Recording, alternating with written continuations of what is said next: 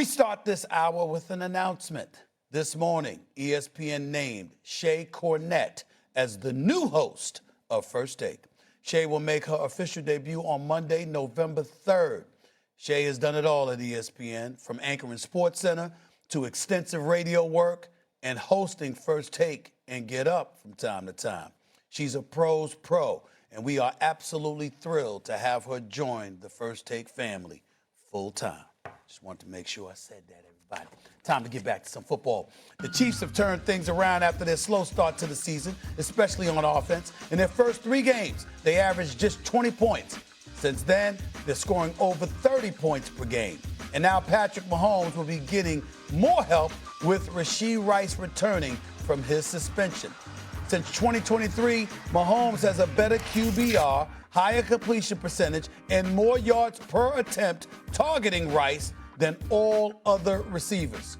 Are the Chiefs the team to beat in the National Football League? RC, Dan, quiet down because the queen has arrived. The one and only Mina Kimes is in the house. What's going on, Mina? You can answer that question. Are the Chiefs the team to beat in the NFL? What's going on?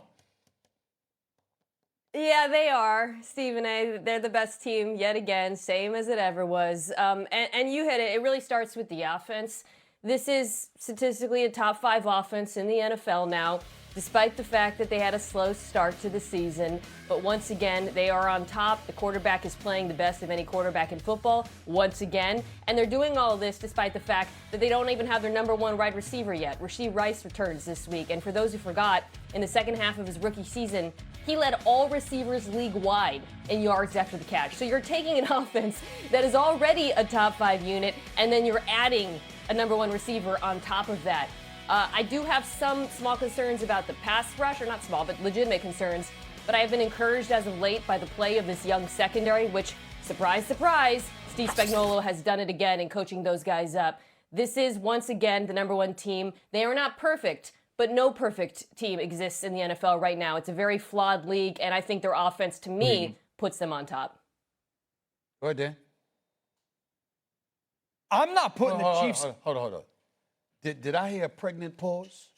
Do I need to go to RC? Were you not ready for my question? I was actually looking at RC. Okay, all right. Well, hurry up. I mean, let's get it together now. Let's get it together. No, I'm looking at his. Answer the I'm question. looking at his body language, right. so we're not talking over. All right. I'm not putting the Chiefs over Detroit. I'm not putting the Chiefs over Seattle. What? I'm not putting the Chiefs over Tampa Bay. When Tampa Bay's they just beat Detroit. Detroit had a terrible officiating calling it off and had 4 of their starters on defense out. Okay, I'm not putting them. When Detroit is healthy, they're the best team in football. Seattle, I'm telling everybody, Seattle is as good as anybody in ball. And then Tampa Bay's 5-1 with me playing wide receiver at some points. Tampa Bay is going to be the rare team that gets healthier as this season goes along. And so while Kansas City's playing fantastic, they're no question one of the best. But I'm not just going to sit here and say they're the team to beat and everyone's going to go, well, they have Patrick. Who's the quarterback for the Seattle Seahawks? Sam Darnold. It's the most explosive pass game in the NFL right now. Weren't they pretty good last year when he was in Minnesota and they were 14-2 and they were throwing water on his how you head? get yourself in trouble, and I'm so excited for it. Then you sat on national television acting like they had won something. Yeah. And I said, yo, they haven't won anything yet. And then they nosedived the last game of the regular season with a division title on the line. Yeah. And then after that got trounced in the playoffs. That same Sam Darnold? That same Sam Darnold. RC, go ahead, man. Go ahead, RC. Go ahead. I just thought I'd point that out. Go ahead. Yeah, no, I agree with Mina. And I've sort of been on this the entire season. When they were 0-2, I was still saying, hey, man, they don't have Xavier Worthy, and you have to wait until Rashee Rice returns. And then we started to see Tyquan Thornton evolve. And then now Hollywood Brown has become a huge part of this offense as Xavier Worthy returned. We saw Travis Kelce not necessarily be old Travis Kelce, but be a Travis Kelce who in one-on-one matchups can go out there and win. And we have gotten desensitized to watching Patrick Mahomes play. We have a level of expectation of him that if the numbers don't feel a certain way or look a certain way, we don't recognize how well he is playing. He has put this team on his back like a Toomey backpack since the first week of this season. And he said, I'm going to do every single thing I need to do to make us competitive. Every single thing I need to do to help us win. And Steve Spagnuolo, who at the beginning of the season, there was communication issues. There was issues when they blitzed and being able to match up on the back end. Now starting to use some of those young pieces that has helped Trent McDuffie move around and be utilized wherever you want him each and every week. And you watch the game, and you see guys like Bolton and Tranquil and Chanel just absolutely ball week to week. This is the team to beat, and this is why. Because you don't get to say, Dan, that, oh, they have Patrick Mahomes and just poo-poo it. Because it's Patrick Mahomes. And at some point, people are going to stand across from him and remember, this is a team that's been to 7 straight AFC championships. All right, Mina, I'm going to let you respond to that first before I know Dan wants to get in here, but he might get in the way of you talking, Amina, and I can't allow that to happen. Go ahead. I'm thrilled, first of all, because I thought we would all come up here and agree about the Chiefs. So I'm glad Dan actually gave us a hoop to dunk on with this. I'm going to address specifically what you said about Detroit and the injuries explaining that victory. Dan, I know you watched that game very closely, and I know you know that the starters who are missing were not the primary reason why the Chiefs moved the ball on Detroit so easily. They targeted the linebackers relentlessly in that game. Relentlessly. Ryan, you remember this as well. Those are the starters for Detroit. If these two teams were to play again, they would roll back with the exact same game plan. And watching the game, Chiefs didn't win because of calls. Come on. The Chiefs won because the offense simply out-executed them drive after drive after drive. This offense is relentless. And yes, they are getting their best receiver back. It's crazy to me that you're writing off that win and suggesting that Detroit is a better football team based on what we saw that night. No, and what I don't want is for people and Chiefs fans to sit here and go, Dan Orlovsky saying the Chiefs are bad.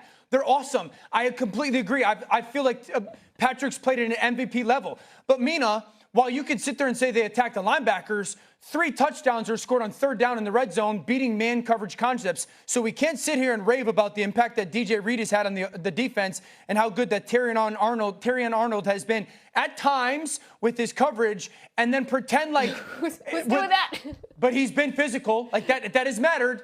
That has mattered for their defense, that reroutes as good as anybody. We can't sit here and say that. We'll also pretend that 3 third down touchdowns in the red zone against man coverage aren't impactful. I'm not saying that Detroit is this 20-point favorite over Kansas City, but to sit here and say that Detroit isn't just as good as Kansas City is not accurate. To sit here and say that Seattle, and you could talk about Sam Darnold all you want, it's the #1 explosive pass game in the NFL. He's as good as any quarterback wide receiver duo going in the NFL. It's one of the best defenses in the NFL. It's one of the best defensive lines in the NFL. Dallas can't stop a nosebleed. DeMarcus Lawrence looks like he's 22 years old playing on that defense right now. And they got a Defensive Player of the Year candidate in Leonard Williams. And you know that, Mina. And Tampa Bay is 5-1 with the most offensive line combinations going in the NFL and more targets than people at wide receiver than anybody in the NFL. Usually that spells losses. It has spelled wins. Tampa Bay is just as good as anybody as well. What I was saying I think that's the point, though, Dan. Go ahead, We're not saying that like that's football, right? Like the Chiefs have been so good and so far ahead of everybody that we've gotten to this point that we say, okay, the Chiefs are here and now everybody's shooting for them. But the truth is, it's always that close. Right? There's always that team. Like the Bills have been that team. The Baltimore Ravens have been that team. Philadelphia has been that team. This league is about parity. It's why we have the salary cap. There are going to be 8 teams that sit at the top and you say to yourself, this one is good. Yes, Seattle is good. Tampa Bay is damn good. If you had to rank them, if we were in college, you'd put them at #1. I get all of that stuff. But in the end, when we're watching these teams play football, the way you do, the way Mina does, the way I do, you look at the Kansas City Chiefs and you look at the whole of the pieces that they will have moving into next week, and it's an impossibility to say that they aren't the team to beat. And to me, if the Kansas City Chiefs roster is right there, their quarterback and their head coach and their defensive coordinator make them the team to beat until somebody does it. Because every year we have this conversation about them, and they still look at us when they're in the Super Bowl and say, okay, we figured out a way. These other teams have not done that. Well, then let's give Buffalo a chance to get healthy. I mean, if it's a little bit about quarterback, let's give Buffalo the chance to get Curtis Samuel and Dalton Kincaid and Josh Palmer. But why would you give resistance to that? Like you say, if it's a little bit about the quarterback, it's a lot.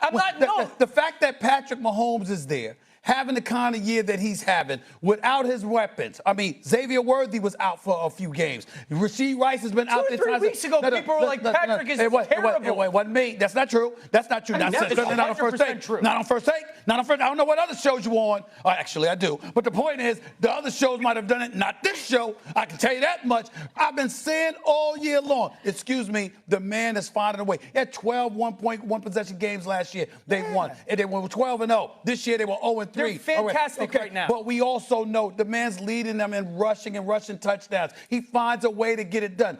All I'm saying is you can't ignore that. Whereas I can pay attention to somebody like a Sam Darnold and say to myself, yeah, he's looking pretty damn good.